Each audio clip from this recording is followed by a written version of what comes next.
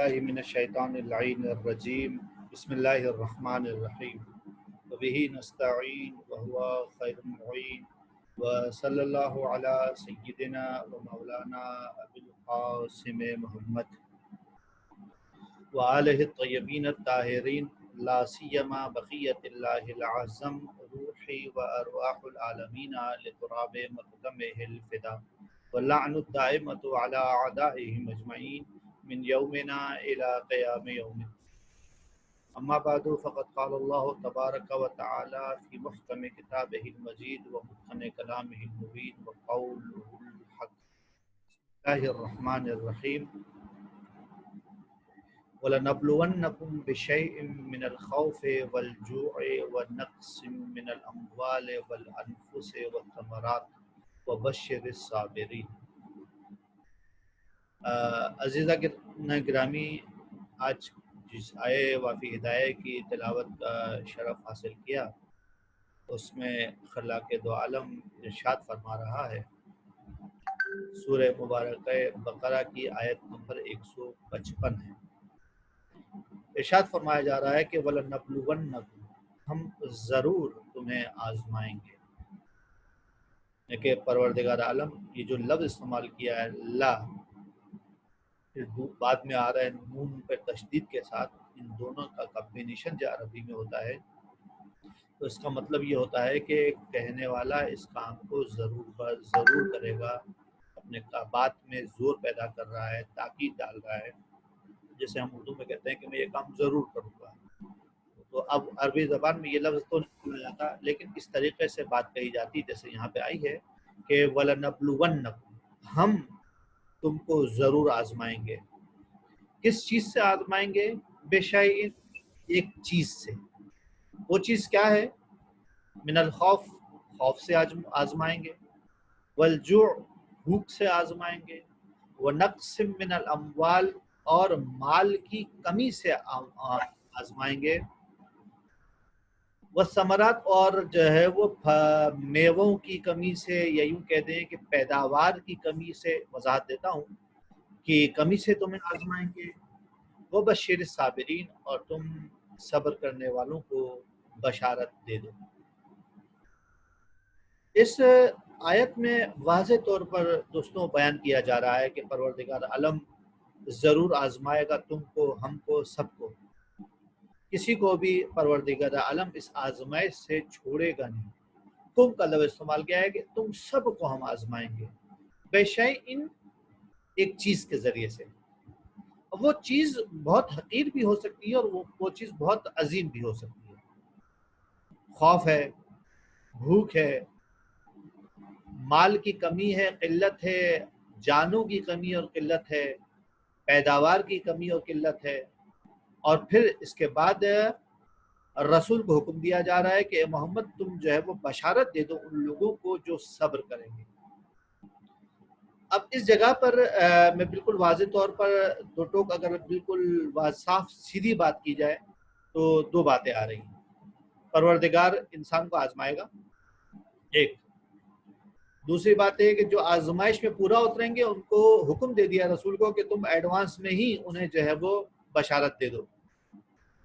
اس کا مطلب یہ آزمائش ہے، یہ آزمائش جناب علی آپ کی اور ہماری آزمائش جو ہے وہ کون سی آزمائش ہے؟ یہ آزمائش پیپر کی طرح سے نہیں ہے کہ آپ کو کچھ سوالات آئیں اور آپ سوالات کے جوابات دیں اور اس کے بعد آپ فیل ہوں یا پاس ہوں. نہیں، یہ آزمائش عملی ہے. اور اس آزمائش عملی میں جو ایک واحد کام انسان کو کرنا ہے وہ ہے صبر کرنا. اس جگہ پر جس مقام پر وہ محنت کر کے کوشش کر کے اس امتحان سے پہلے پہنچا ہے، جس مرتبے پر جس منصب پر پہنچا ہے، اس مرتبے اور اس منصب پر یہ آدمی سروائیو کر جائے، صبر کر جائے، تو پروردگار عالم کہہ رہا ہے اس کے لیے بشارت ہے.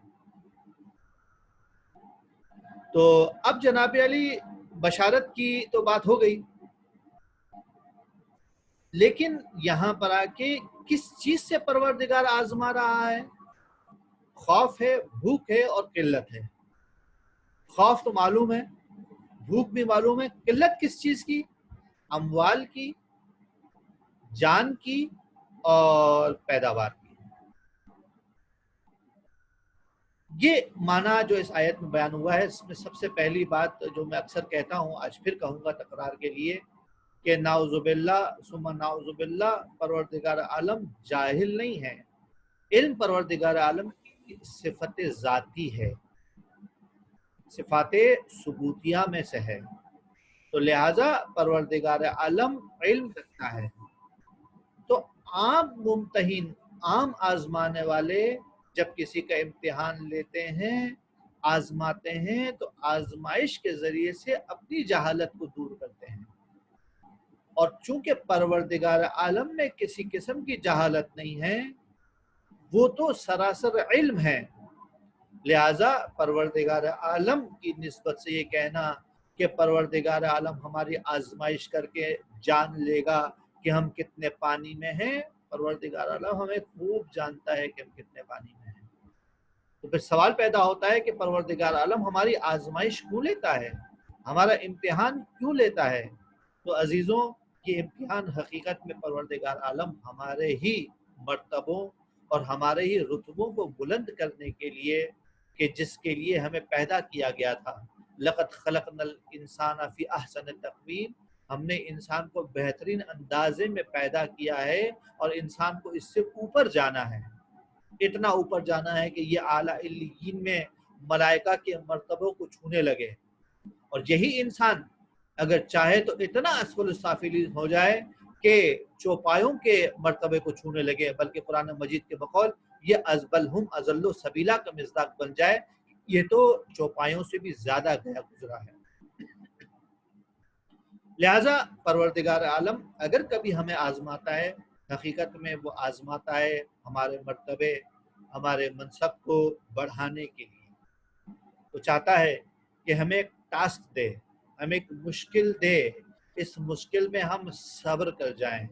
جب صبر کر جائیں گے تو صبر کا لازمہ بشارت ہے، اور بشارت کا نتیجہ شکر ہے، کہ جب کسی کو بشارت ملے گی کہ پروردگار عالم نے تمہاری کاوشوں کو قبول کر لیا ہے، تو اس موقع پر انسان بالکل بے اختیار سجدہ میں گر جائے گا، اور پروردگار عالم کے شکر میں پہنچ جائے گا۔ یہ مرتبہ صبر کے بعد مرتبہ شکر بھی اس انسان کو نصیب ہونا ہے۔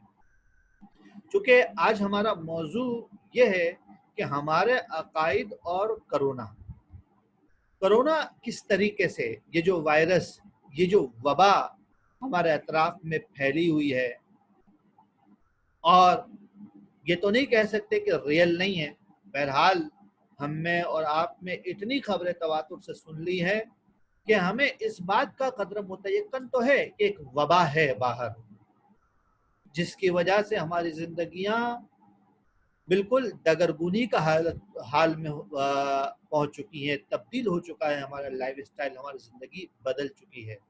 باہر نکلتے ہوئے ڈر لگتا ہے، کسی سے ہاتھ ملاتے ہوئے خوف آتا ہے، کسی جگہ میں جب باہر جاتے ہیں تو انسان واپس آتا ہے تو خوف میں مبتلا ہوتا ہے کہ ایسا نہ ہو کہ اس بیماری کو میں ساتھ لے کر آ گیا ہوں، میرے بچے مبتلا ہو جائیں گے، میں مبتلا ہو جاؤں گا تو کیا ہو جائے گا۔ یہ جو کیفیت ہے، یہ کیفیت حقیقت میں ہماری زندگیوں پہ بہت زیادہ اثر ڈال رہی ہے۔ قرآن مجید کا اس آیت میں جو پیغام ہے، بالکل واضح پیغام ہے کہ پروردگار عالم تمہیں آزما رہا ہے خوف کے ذریعے سے۔ تو جو پروردگار عالم خوف کے ذریعے سے آزما رہا ہے، تو مومن کو مرحلہ اول میں یہاں پر کیا کرنا ہے؟ صبر کرنا ہے۔ کس بات پر صبر کرنا ہے؟ اپنے بلیفز پر، اپنے بلیفز کو، اپنے عقیدوں کو ہاتھ سے نہیں جانے دینا ہے۔ ایسا نہ ہو کہ جو عقیدے ہم نے سال ہا سال کی محنتوں سے بنائے ہیں، ان پر یقین رکھتے ہیں، یہ وبا آ کر ہمارے ان عقیدوں کو ایسا لگتا ہے بعد نظر میں، ابتدا میں سرسری نگاہ سے، کہ یہ وبا ہمارے عقیدوں کو ٹھیس پہنچا رہی ہے۔ وہ عقیدے کیا ہیں ہمارے؟ بہت ساری باتیں ہو سکتی ہیں، لیکن ان میں سب سے پہلی بات جو عقیدوں کے اعتبار سے جس پہ ہم بحث کر سکتے ہیں، وہ یہ ہے کہ ہمارا عقیدہ ہے کہ ائمہ کے حرم شفا خانہ ہے۔ ہم میں سے ہر ایک مومن اس حرم میں جاتا ہے، اور حرم میں جانے کے بعد وہاں سے شفا کی امید رکھتا ہے. مریض وہاں جاتے ہیں اور وہاں پر جانے کے بعد شفا کی امید رکھتے ہیں، انہیں شفا ملتی بھی ہے. تو لیکن اس وبا میں ہم نے دیکھا کہ چاہے حرم امام رضا ہو، چاہے حرم بی بی معصومہ ہو، چاہے حرم امام حسین ہو، چاہے حرم امیر المومنین ہو، اور تو اور چاہے بیت اللہ خانہ خدا ہو، چاہے یہ کہ ہمارے محلے کی مسجدیں ہوں، جہاں پر انسان اس امید سے جاتا ہے کہ وہاں پر انسان کو شفا ملے گی. یہ جو وبا آئی تو انہی شفا خانوں کو بند کر دیا گیا. اب ایک سرسری نگاہ سے ان عقیدوں کو دیکھنے والا اعتراض تو کرے گا، یہ کیسا عقیدہ ہے آپ کا کہ آپ نے کرونا کی وجہ سے، اس بیماری کی وجہ سے اپنے عبادت گاہوں کو تعطیل کر دیا، آپ نے اس بیماری کی وجہ سے اس مقام کو کہ جہاں سے انسان کو شفا ملتی ہے اور ملنے کی توقع ہے اور میرا اسے ہم نے جو ہے وہ بند کر دیا. اگر بند نہیں بھی کیا ہو تو وہاں پر مسلسل جو ہے وہ الکوہلنگ کی جاتی ہے، اس کو سینیٹائز کیا جاتا ہے مختلف طریقوں سے کہ نعوذ باللہ کے ذریعے سے اور حرم سے یہ وبا دوسروں کو نہ لگ جائے. تو سوال یہ پیدا ہوتا ہے کیا اس مراکز کے ٹرسٹیز، محتمین، یہ سب کے سب جو ہیں امنا، کیا یہ ان مسائل کو نہیں جانتے؟ کیا انہیں ائمہ کی امامت پر، ائمہ کی ولایت پر بھروسہ نہیں ہے؟ یہ ایسا جو کام کر رہے ہیں ان کا بند کرنا کیا خلاف شریعت نہیں ہے؟ یہ پہلا سوال ہے. یعنی کہ اس بحث کو میں اگر خلاصے میں کہوں تو یہ عقیدہ حقیقت میں ایک غربی نظریہ ہے اور دین پر اعتراض ہے، جس کو خلاصہ جو کہا جاتا ہے کہ ایسا لگتا ہے کہ جناب علی یہاں پر دین اور علم میں تعارض ہے، دین اور علم ایک دوسرے کے ساتھ دست و گریباں ہیں. ایسا لگتا ہے ظاہری اعتبار سے کہ دین کہتا ہے ظاہری اعتبار سے کہ تمہیں حرم ائمہ کو بند کرنے کی ضرورت نہیں تھی، دین کہتا ہے کہ تمہیں جناب علی خانہ خدا کو تعطیل کرنے کی ضرورت نہیں تھی، دین کہتا ہے کہ تمہیں جناب علی جو ہے وہ مجالس شہادت اور عید کی نمازوں کے اس اہتمام کو تعطیل نہیں کرنا چاہیے تھا، مساجد کو بند نہیں کرنا چاہیے تھا. جبکہ علم کہتا ہے کہ تمہیں یہ مراکز بند کرنے پڑیں گے. تو حقیقت میں ظاہری اعتبار سے جو علم، جس علم کی بات کر رہے ہیں وہ علم تجربی ہے کہ تجربے سے ہمیں حاصل ہو رہی ہے یہ بات کہ جناب علی ایک دوسرے سے آپ اگر سماجی تعلقات رکھیں گے، میل ملاپ رکھیں گے، آنا جانا کریں گے، جس کی وجہ سے آپ کے اندر یہ جراثیم سرایت کر جائے گا اور آپ اس کی وجہ سے متاثر ہو جائیں گے اور مریض ہو جائیں گے. یہ اعتراض کیا جاتا ہے اور کیا جا رہا ہے کیونکہ یہ مشکل ہمارے ساتھ جو شروع ہوئی ہے رجب کے مہینے سے شروع ہوئی ہے. رجب کے مہینے میں مومنین اپنے گھروں میں اونڈے رکھتے ہیں اور ان کے گھروں میں یہ مراکز بعض مجتہدوں کے فتووں کی وجہ سے بھی اور بعض اس علم کی وجہ سے بھی، اس مسائل کی وجہ سے بھی یہ چیزیں ڈسٹرب ہوئی ہیں. تو جناب علی جب یہ چیزیں ڈسٹرب ہوئی ہیں تو ان کی وجہ سے سوال یہ پیدا ہوا کہ لوگ سوال کرتے ہیں کہ ہم تو یہ جو امام صادق کی نظر کرتے ہیں جس کی وجہ سے ہمیں اس بات کی امید ہے کہ شفا ملے گی، وہ سلسلہ بند ہوا. رجب میں امام موسی کاظم علیہ السلام کی مجالس گھروں میں ہوتی ہے، لوگ وہ مجالس کو نہیں رکھ پائے کہ مجلس حقیقت میں توسل ہے اور توسل کے ذریعے سے انسان یہ چاہتا ہے کہ اس کے گھر میں برکت آئے، اور آپ کہہ رہے ہیں کہ اس مجلس کی وجہ سے تمہارے گھر میں وبائیں آئیں گی، بلائیں آئیں گی. پھر اس کے بعد رمضان کا مہینہ آیا، رمضان میں گھروں کو پہ لوگوں کو بلایا جاتا ہے دعوت دینے کے لیے تاکہ گھر میں برکت نازل ہو، بلائیں دور جائیں، اور یہ علم کہہ رہا ہے کہ تمہارے گھر میں مہمان آئیں گے تو تمہارے گھر میں وبائیں آئیں گی. شب قدر آئے، شب قدر میں گناہوں کی بخشش کی جاتی ہے، آئندہ کے لیے برکت طلب کی جاتی ہے۔ علم کہہ رہا ہے کہ اگر تم نے یہ اجتماعات بڑے بڑے منعقد کیے تو تم مریض ہو جاؤ گے۔ تو حقیقت میں علم اور دین کا تعارض پیش کیا جا رہا ہے، اور جس کی وجہ سے ہم نے دیکھا کہ بعض لوگوں نے علم کو ترجیح دی، بعض لوگوں نے دین کو ترجیح دی۔ تو جو علم کو ترجیح دے رہے ہیں وہ بھی کہہ رہے ہیں کہ دین ضعیف ہے، اور جو دین کو ترجیح دے رہے ہیں وہ کہہ رہے ہیں کہ علم ضعیف ہے۔ اس کا مطلب تعارض تو پیدا ہو رہا ہے، جبکہ یہ حقیقت نہیں ہے۔ یہ علم و دین کا جھگڑا نہیں ہے دوستوں۔ ایک بات ذہن میں رکھیے کہ ہماری دنیا سبب اور مسبب کے اصول پر کاربند ہے۔ ہم صبح سے شام تک سبب اور مسبب کے درمیان گھرے ہوئے ہیں، طبیعیات اور فزکس کے درمیان گھرے ہوئے ہیں۔ ہم کو جب بھی پیاس لگتی ہے تو ہم پانی پیتے ہیں۔ ہم میں سے کوئی بھی دعا نہیں کرتا، یہ نہیں کہتا کہ مولا حسین پیاس لگی ہے، میری پیاس بجھا دیجیے۔ ہمیں جب پیاس لگتی ہے تو ہم میں سے کوئی بھی ایسا نہیں ہے جو ہاتھ اٹھا کے کہتا ہے پروردگار عالم تم میری پیاس بجھا دے۔ اس کا مطلب ہم مسلمان ہونے کے ناطے، ہم مومن ہونے کے باوجود بھی جب پیاس لگتی ہے تو پانی اٹھا کے پیتے ہیں، اور پانی پینے کے بعد مولا حسین کو یاد رکھتے ہیں، اور یہ امید کرتے ہیں، یہ ہماری امید ہوتی ہے کہ پروردگار عالم اس ایک گلاس پانی سے ہماری پیاس کو بجھا دے گا۔ تو بس دو مرحلے ہوئے کہ پہلے مرحلے میں طبیعت اور فزکس ہے کہ پانی سے پیاس بجھتی ہے، پانی پیاس کو بجھاتا ہے، یہ سبب ہے، اور پیاس کا بجھنا مسبب ہے۔ پیاس کا بجھنا مسبب ہے، پانی کا پینا سبب ہے، اور ہم اسی پر چلتے ہیں۔ ہم کو جب بھی ہمیں بھوک لگتی ہے تو ہم عام حالات میں، نارمل زندگی میں جو بھوکے ہوتے ہیں تو کھانے کی تلاش میں جاتے ہیں، اور جب کھانا میسر نہیں ہوتا دعا کرتے ہیں پروردگار عالم سے، پروردگار عالم کہیں سے تو کھانا فراہم کر دے۔ ہم کبھی یہ دعا نہیں کرتے کہ پروردگار عالم میرا پیٹ بیٹھے بیٹھے بھر جائے۔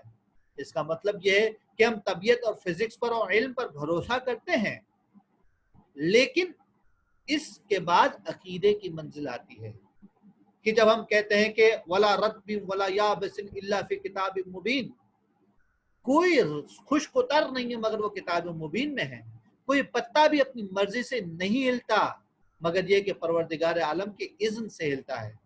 یہ چیز حقیقت میں ہمارا عقیدہ ہے کہ یہ پانی جو ہماری پیاس بجھاتا ہے، اس پانی کو اذن خدا ملا ہوا ہے۔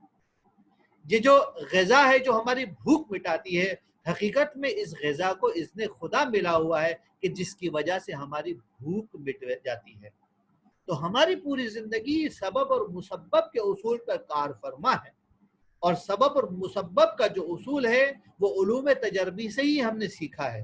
اور کورونا جیسی وبا میں جو اس کے ماہرین ہیں، جن کا ان سے رابطہ رہا ہے، انہوں نے اپنے تجربے سے ایک کشف کیا ہے کہ اگر سماجی تعلقات رکھو گے تو تمہارے اندر یہ مشکلات پیدا ہو جائیں گی۔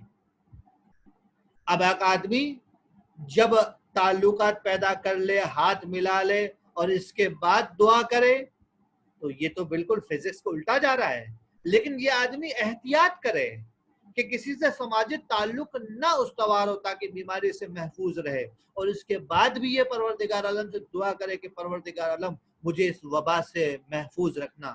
تو اس کا مطلب یہ ہے کہ یہ آدمی اپنے طریقے کے مطابق، اپنے عقیدے اور اپنے علم کے مطابق زندگی گزار رہا ہے۔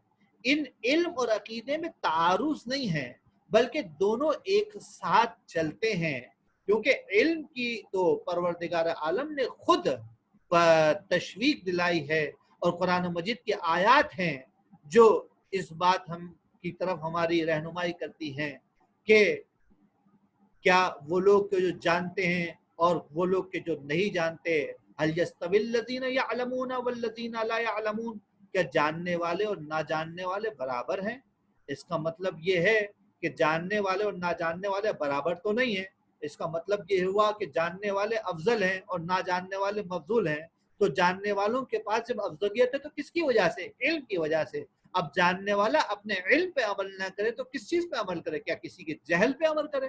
اسے اپنے ہی علم پر عمل کرنا ہوگا، لیکن اس علم کو علت تامہ نہ سمجھ لے، وہ یہ بات سمجھ لے کہ ٹھیک ہے یہ علم ہے لیکن ایک ذات ہے پروردگار عالم کی، ایک ذات ہے کہ جو تمہیں حکم دیتی ہے، جس نے اس علم کو حیثیت دی، اس ذات کو مسبب الاسباب کہتے ہیں۔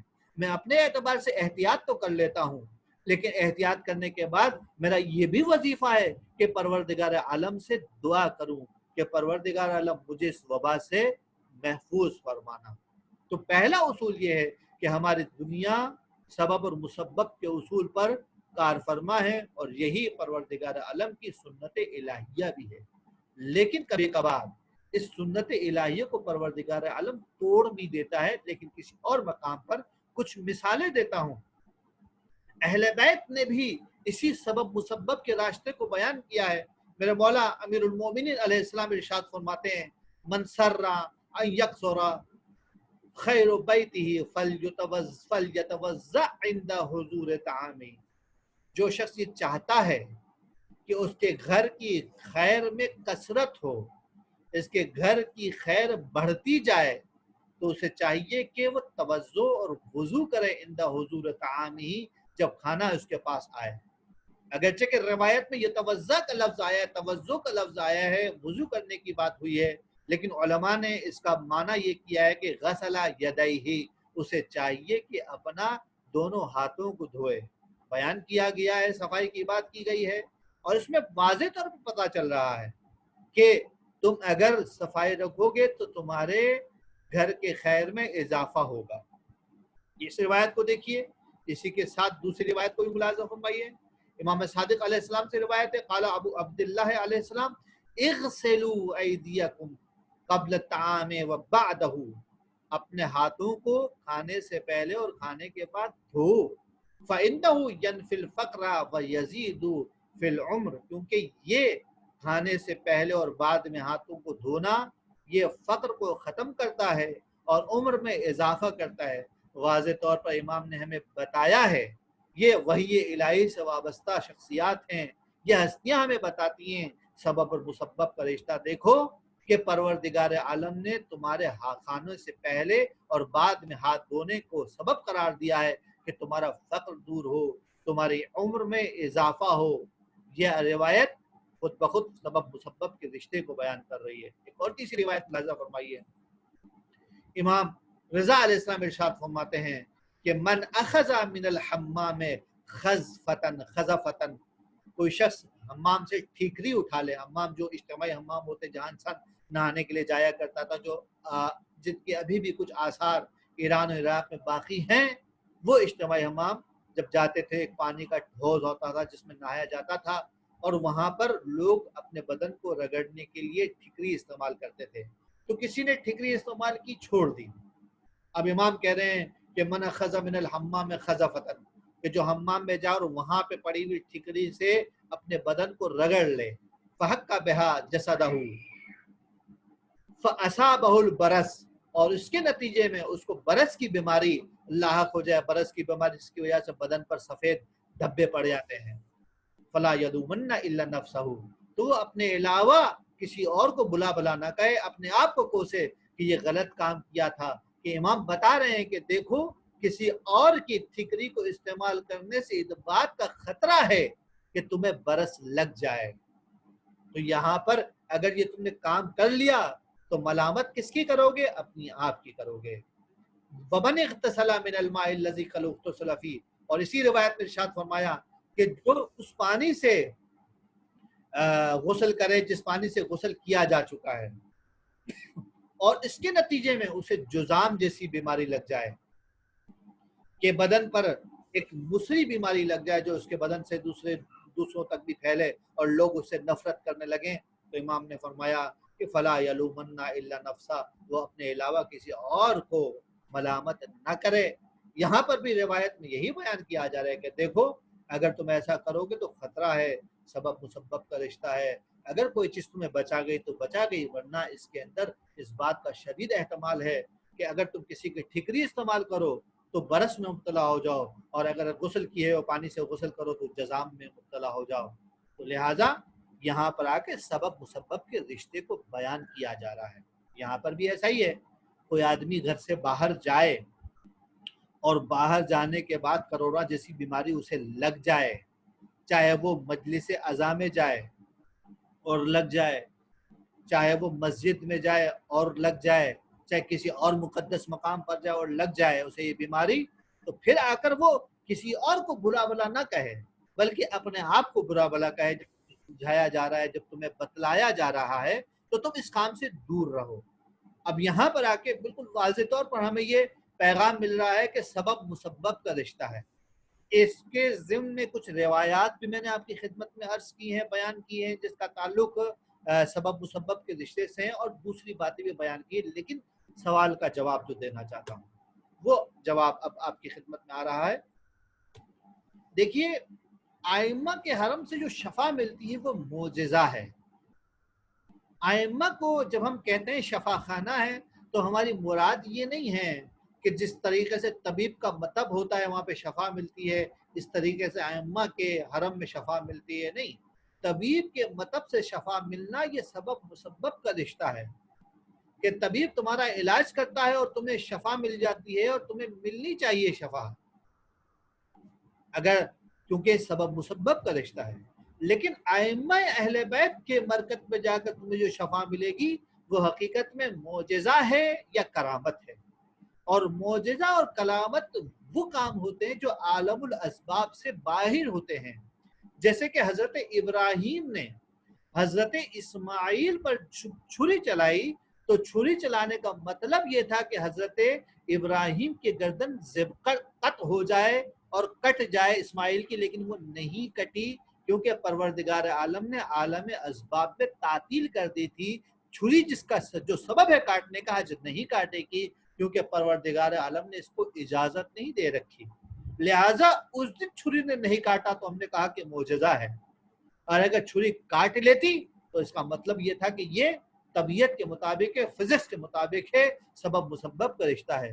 جب نمرود نے آتش میں حضرت ابراہیم کو پھینک دیا اور ڈال دیا تو آتش کا کام تھا جلانا، آتش جب سبب ہے جلانے کا، اور ابراہیم کا جل جانا اس وقت یہ مسبب تھا، لیکن پروردگار عالم نے اس وقت تعطیل کر دی، یہ معجزہ تھا۔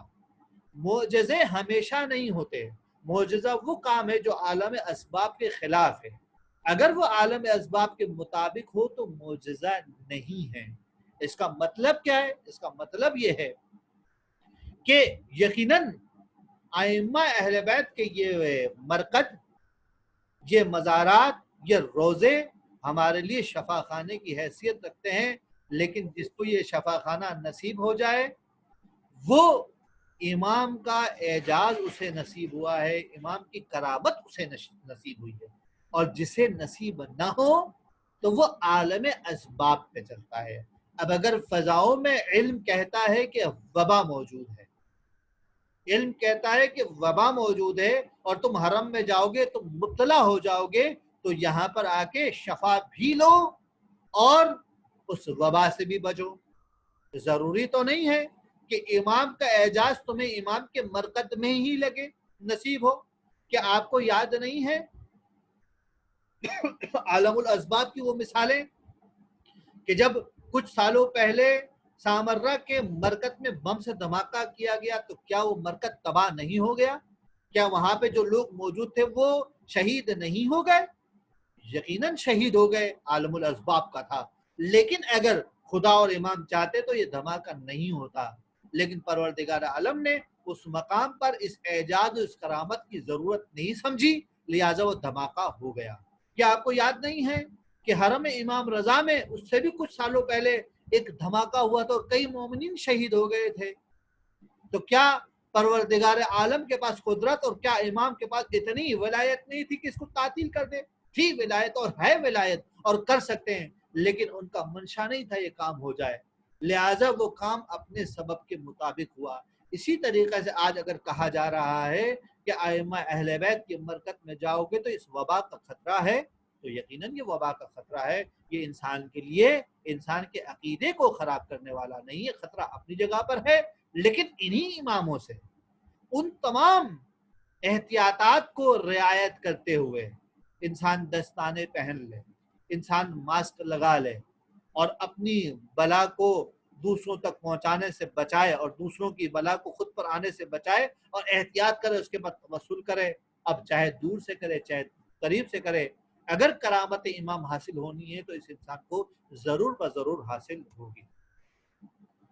وقت میرے پاس کم رہ گیا ہے، میں جلدی جلدی احکام فقہ کے کچھ مسئلہ آپ کی خدمت میں بیان کرتا ہوں، اور وہ بھی کا تعلق جو ہے وہ چونکہ شراب کے بارے میں ہم سب جانتے ہیں کہ شراب نجس ہے اور مست کر دینے والی دوسری چیزیں ہیں، کہ جیسے کہ مثال کے طور پر جو ہے وہ چرس کہا جاتا ہے یا ہیروئن کہی جاتی، جتنی منشیات ہیں جو بہنے والی ذاتن نہیں ہوتی وہ ان کا استعمال حرام ہے لیکن وہ نجس نہیں ہے۔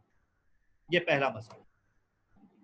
اب اسی سے مربوط چونکہ آج کل کے سیزن میں وبا کے سلسلے میں ہم الکوہل سے مبتلا ہیں۔ دیکھیے الکوہل کا کیا حکم ہے؟ الکوہل کی دو قسمیں، الکوہل صنعتی اور الکوہل طبی۔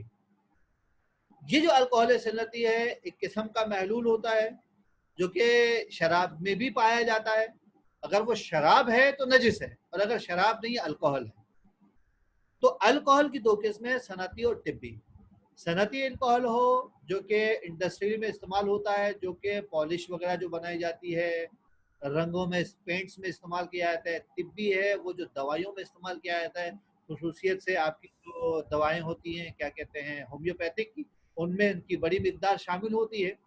تو شراب سے مربوط ہی الکوہل کا مسئلہ ہے۔ پہلے مرحلے میں ہم آپ کی خدمت میں عرض کر دیں کہ الکوہل کی ہر قسم پاک ہے، چاہے صنعتی ہو چاہے طبی ہو، لیکن ایک بات کا خیال رہے کہ اگر معلوم ہو جائے کہ یہ الکوہل شراب کو بخارات میں تبدیل کر کے یا شراب کو قطرہ قطرہ کر کے اس الکوہل کو تیار کیا گیا ہے، اگر یہ دو صورتیں ہیں، شراب کو ویپر میں اور بخارات میں تبدیل کر کے الکوہل کو تیار کیا گیا یا شراب کو باریک باریک چھوٹے چھوٹے قطرات میں تبدیل کر کے الکوہل تیار کی گئی، اگر یہ دو صورتیں اگر آپ کو معلوم ہو جائے ایسی ہیں، اگر یہ علم ہو جائے تو یہ الکوہل نجس ہو جائے گا۔ لیکن اگر آپ کو یہ علم نہیں ہے، شک ہے، گمان ہے، کوئی بات نہیں، آپ اس الکوہل کو چاہے صنعتی ہو چاہے طبی ہو دونوں الکوہل کو پاک سمجھیں۔ اب یہاں پہ سینیٹائزر وغیرہ جو استعمال کیے جا رہے ہیں اس کے اندر الکوہل ہے، حتیٰ بعض اوقات مساجد میں اس کا استعمال کیا جا رہا ہے، حرم وغیرہ میں استعمال کیا جا رہا ہے، تو فتویٰ بالکل واضح ہے کہ یہ الکوہل کیا ہے، نجس نہیں ہے، پاک ہے، کوئی مسئلہ نہیں ہے اس کے استعمال۔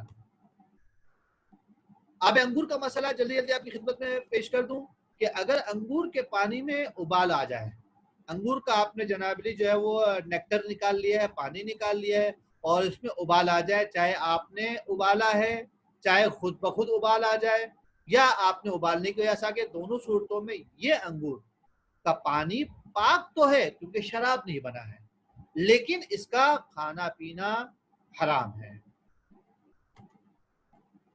اور آب انگور کے حوالے سے اگر آب انگور ابالنے کے نتیجے میں شراب بھی بن جائے، ابالا ہے، ابالنے کے بعد یہ آب انگور شراب میں تبدیل ہو گیا ہے، تو اگر یہ کنڈیشن آ گئی ہے تو پھر یہ جناب لی کیا ہو جائے گا، پینا تو پہلے ہی حرام تھا، اب نجس بھی ہو جائے گا۔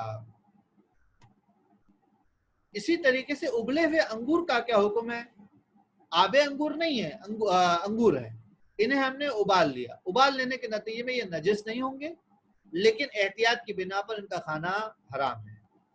اور آخری چیز جو رہ جاتی ہے ابلے ہوئے کھجور، مویز اور کشمش، مویز جسے آپ منقع کہتے ہیں، یہ سب کے سب پاک ہے، ان کا کھانا بھی حلال ہے، لیکن اگر آپ کو معلوم ہو جائے کہ یہ جناب عالی ابلنے کی وجہ سے مست کر دینے والے ہو گئے ہیں، ان میں نشہ آ چکا ہے، تو یہ پاک تو ہے لیکن کیا ہو جائیں گے، یہ حرام رہیں گے، ان کا کھانا پینا حرام رہے گا۔ اور فقہ کا مسئلہ بھی جلدی جلدی بیان کر دوں کیونکہ 1 منٹ میں بند ہو جائے گا ہماری کلاس۔ فقہ عام طور پہ جو جو سے بیان کیا جاتا ہے اس کا ہلکا سا نشہ ہوتا ہے اور فقہ بھی حرام ہے۔ ایک چیز رہ گئی مسئلے میں اور وہ بیان کر دوں کہ جناب علی وہ الکوہل پاک ضرور ہے لیکن اس کا استعمال جائز نہیں ہے۔ اگر آپ ہومیوپیتھک دوائیوں کو استعمال کرتے ہیں تو آغا سستانی فرماتے ہیں کہ اس کو اتنا کم کر دیں کہ اس دوائیوں میں 1-2% رہ جائے اس کی مقدار، تو پھر اس کا کھانا پینا جائز ہو جائے گا۔ مثال کے طور پر اگر کسی قطرے میں 70% کسی دوائی میں الکوہل موجود ہے تو اسے آپ مثال کے طور پر 100 قطرے پانی کے اگر ایڈ کر دیں تو خود بخود اس کا ریشو جو ہے وہ کم ہو جائے گا۔ جب ریشو کم ہو جائے 2-3% تک رہ جائے تو 2-3% تک اگر وہ دوائی موجود ہو، الکوہل موجود ہو، تو اس کے استعمال میں کوئی حرج نہیں ہے۔ اور آخری چیز جو ہمارے پاس ہے، فقہ احتیاط کی بنا پر نجس ہے۔ میں متوجہ ہوں اس جانب میں کہ فقہ کے مسئلے کے دوران ہی میں نے آپ کی خدمت میں الکوہل کا مسئلہ بھی بیچ میں بیان کر دیا۔ فقہ کے مسئلے کو دوبارہ میں الگ کر رہا ہوں۔ وہ یہ ہے کہ فقہ عام طور پہ جو جو سے تیار کیا جاتا ہے اس میں ہلکا شا نشہ ہوتا ہے، یہ حرام ہے۔ فقہ احتیاط کی بنا پر یہ نجس بھی ہے۔ بس ہم جو ہے وہ آخر میں سورہ فاتحہ کی التماس ہے، اس سے پہلے دعا کر لیتے ہیں۔ پروردگار عالم تمام مومنین کو ہر قسم کی بلا اور وبا سے محفوظ فرمائیں، ان کے رزق میں اضافہ فرمائیں، ہمیں اخلاق حسنہ پر عمل کرنے کی توفیق عطا فرمائیں، ہمارے زمانے کے امام کے ظہور میں تعجیل عطا فرمائیں، ہمیں دین کے عقائد میں پختہ اور مضبوط ہونے کی توفیق عطا فرمائیں، ہمارے مرحومین کی مغفرت فرمائیں، جہاں کہیں بھی کوئی مومن موجود ہے اس کی جان مال عزت آبرو کی حفاظت فرمائیں، اپنی آخری حجت کے ظہور میں تعجیل عطا فرمائیں، ہم ان کے آوان و انصاب میں شامل فرمائے۔ وتقبل منا انک السمیع الدعاء۔ آخر میں ایک سورہ فاتحہ کی التماس ہے۔ کل مومن مومنات علماء شہداء جن کا کوئی فاتحہ پڑھنے والا نہیں ہے ان سب کو ذہن میں رکھتے ہوئے رحم اللہ من قرأ الفاتحہ۔ بسم اللہ الرحمن الرحیم، الحمد للہ رب العالمین الرحمن الرحیم مالک یوم الدین، ایاک نعبد و ایاک نستعین، اہدنا الصراط المستقیم صراط الذین انعمت علیہم غیر المغضوب علیہم ولا الضالین۔ بسم اللہ الرحمن الرحیم، قل هو اللہ احد اللہ الصمد لم یلد ولم یولد ولم یکن له کفوا احد۔ بسم اللہ الرحمن الرحیم، قل هو اللہ احد اللہ الصمد لم یلد ولم یولد ولم یکن له کفوا احد۔ بسم اللہ الرحمن الرحیم، قل هو اللہ احد اللہ الصمد لم یلد ولم یولد ولم یکن له کفوا احد۔ اللهم اغفر للمؤمنین والمؤمنات والمسلمین والمسلمات الاحیاء منهم والاموات، تابع اللهم بیننا وبینهم بالخیرات وتقبل منا انک سمیع الدعوات۔ تمام مومنین سے التماس دعا ہے، سب کے لیے دعاؤں میں دعائے خیر میں یاد رکھیے، اور کثرت سے ان بلا اور وبا میں اہل بیت علیہ السلام اور حضرت ختم محمد صلی اللہ علیہ وآلہ وسلم پر کثرت سے درود بھیجیے کہ یہ ہر قسم کی بلا سے وبا سے اعجاز کے طور پر ہماری مدد فرمائے گا۔ وآخر دعوانا ان الحمد للہ رب العالمین۔